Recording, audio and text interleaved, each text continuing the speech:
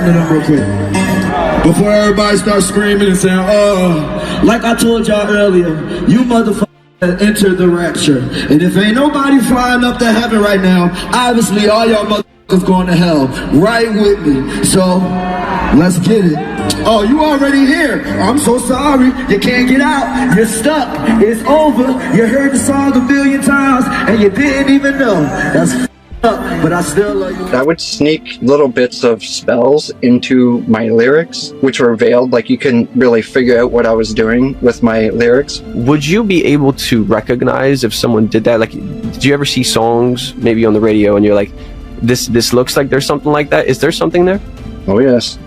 I see a lot of it, especially in heavy metal, death metal. A lot of it are just strictly spells, but even a lot of pop songs. Like I hear it in mainstream artists. I'm not going to really mention too many, but read their lyrics again.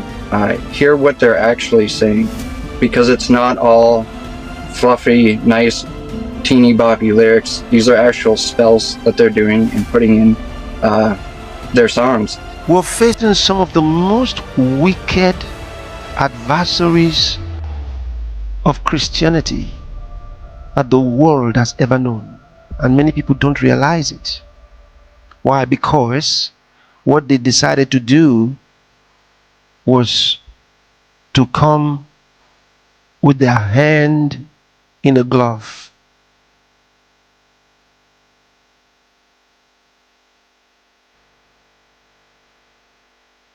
In other words, with pretensions.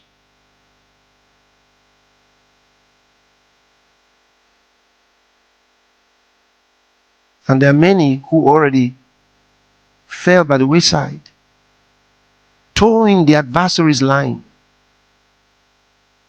and they don't know it. I'm one of the last straight rappers in the gang, nigga. We promoting beef, we promoting violence. Satan is using the rock groups as his patsies to evangelize the youth of the world. The satanic message is clear, both in the album covers and in the lyrics, which are reaching impressionable young minds.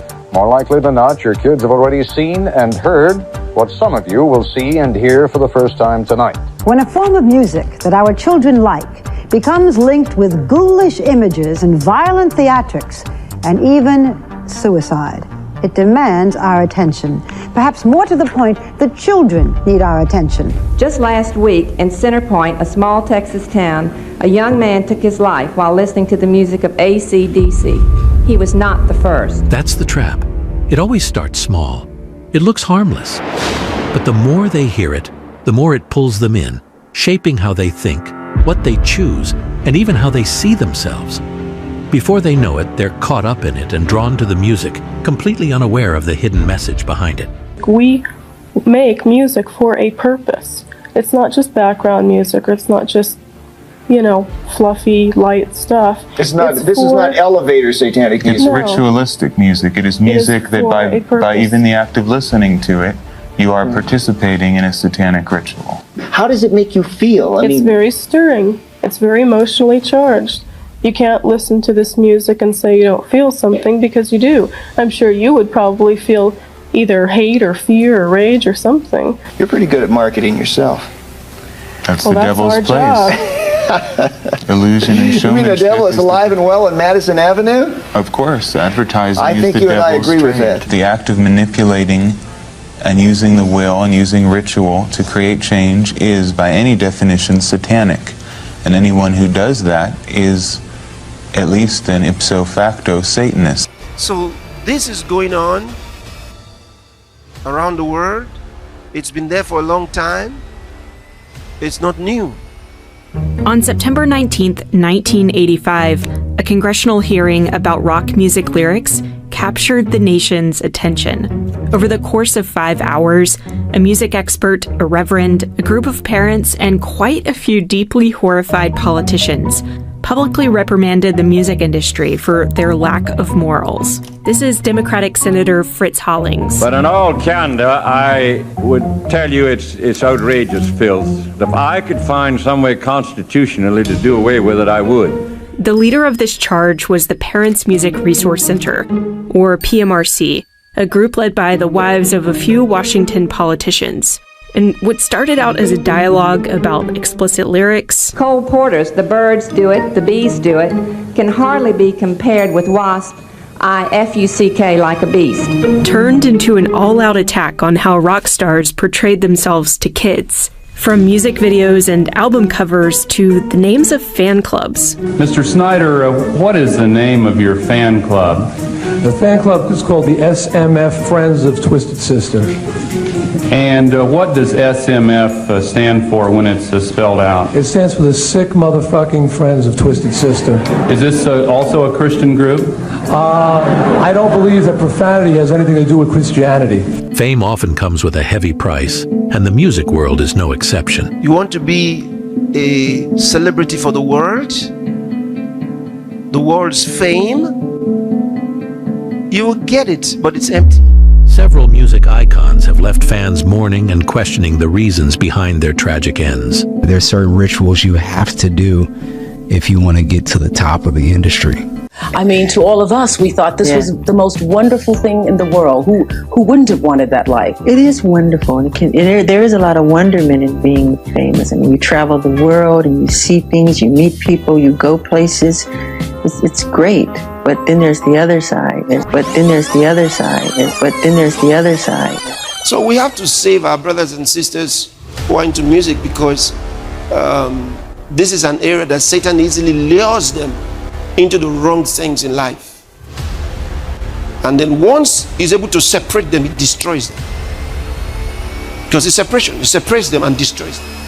The idea of trading morality or spirituality for worldly success is horrifying and highlights the potential dangers of seeking stardom at all costs. Tales of musicians selling their souls for fame have persisted throughout history.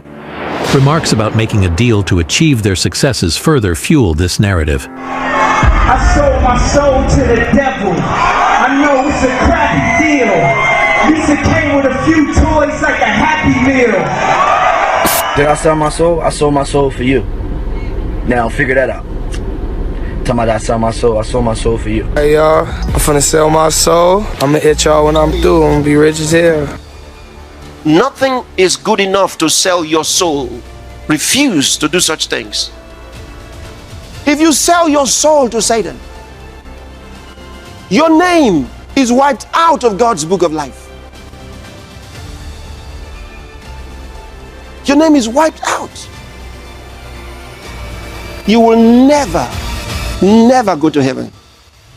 But you will go to hell, and you will go to the lake of fire. You will go to where Satan is going. You're going to go where the beast and the false prophet are. That's what God said. Music in the house of God is also changing. Is also changing. The songs are changing.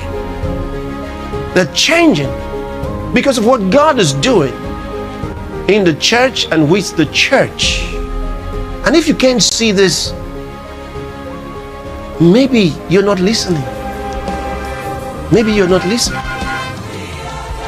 It's changing in the house of God. Things are moving to another dimension.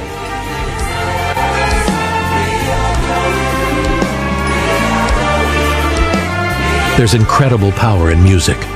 We choose wisely. Songs birthed by the Spirit, rooted in the Word. Be immersed in heavenly sounds on the Love World Worship app and C-Flix. Let the sounds of heaven surround you.